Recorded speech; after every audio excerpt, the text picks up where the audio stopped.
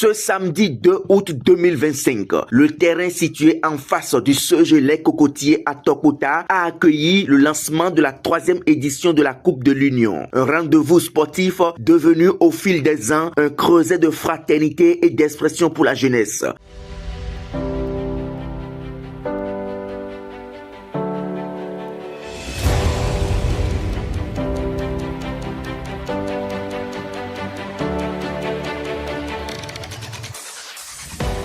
À l'origine de cette initiative, Vitaly Boton, jeune acteur politique et promoteur du tournoi. Merci.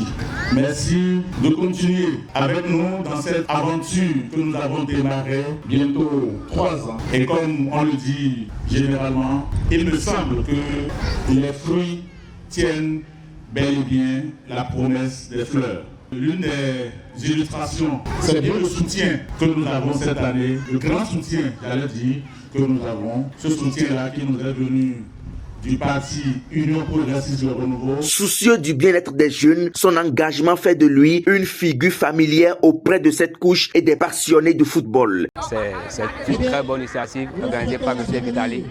Et voir les filles en train de jouer le foot, le petit camp, pour moi c'est la première fois que je vois ils ont organisé ce genre de choses à Tokota. S'ils peuvent continuer à organiser, je crois qu'avec ça, on va trouver des filles, des professionnels dedans pour les grands matchs à venir. En organisant ces genres de tournois, on peut identifier les meilleurs joueurs parmi les enfants.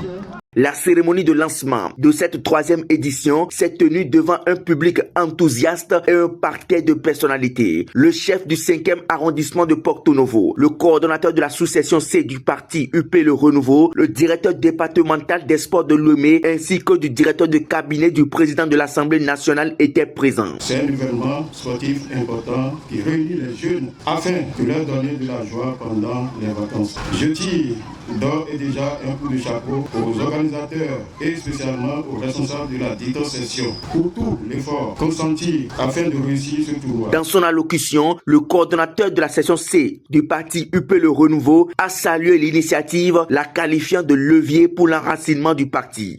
Son Excellence Louis Barou Vlavoumou, qui pour nous jeunes constitue une institution, une école où il ne cesse de nous enseigner, de nous inculquer les bonnes valeurs juvéniles.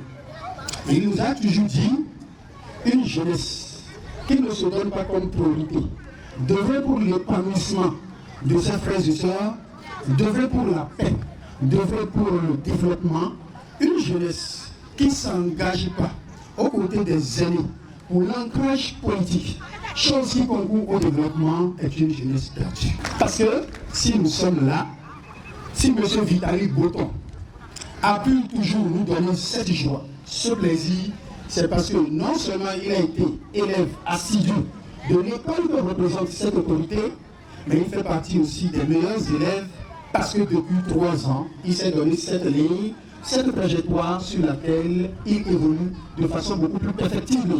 Puisque l'année dernière, les années passées, on avait eu droit qu'à des tournois où ce ne sont que des équipes masculines qui ont compétit, mais cette fois-ci, il a innové en intégrant des équipes féminines. Je vous prie d'applaudir Vitaly Boton, s'il vous plaît.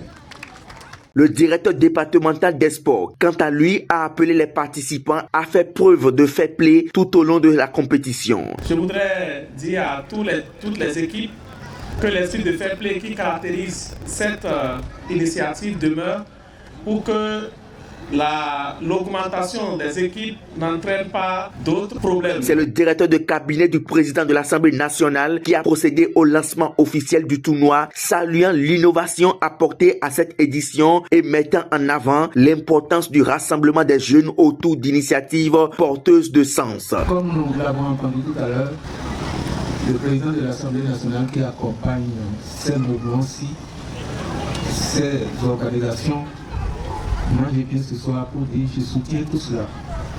Je dis à l'organisateur que nous serons toujours avec lui pour la suite des événements ici sur le terrain.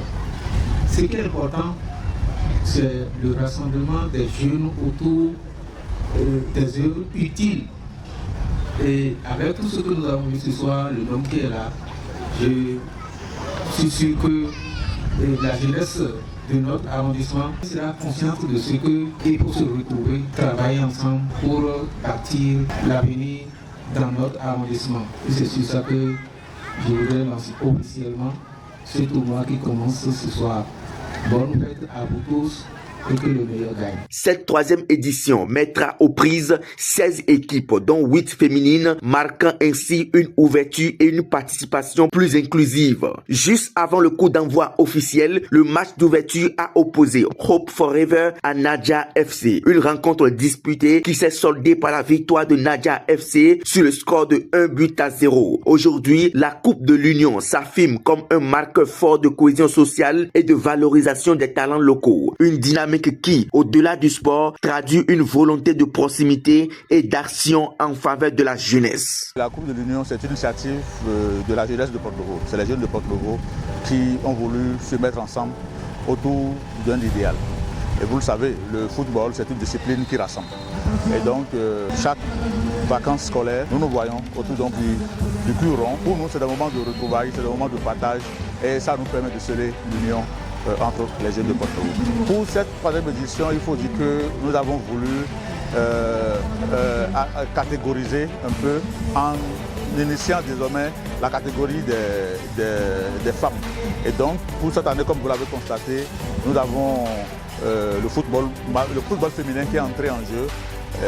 8 équipes féminines sont donc en lice pour décrocher le Graal et 16 équipes masculines. Vous savez, le pouvoir en place promeut le football à la base et donc nous, à notre niveau, nous avons voulu accompagner donc la chose en initiant donc ce tournoi interquartier puisque c'est les quartiers de Porto-Novo qui compétissent.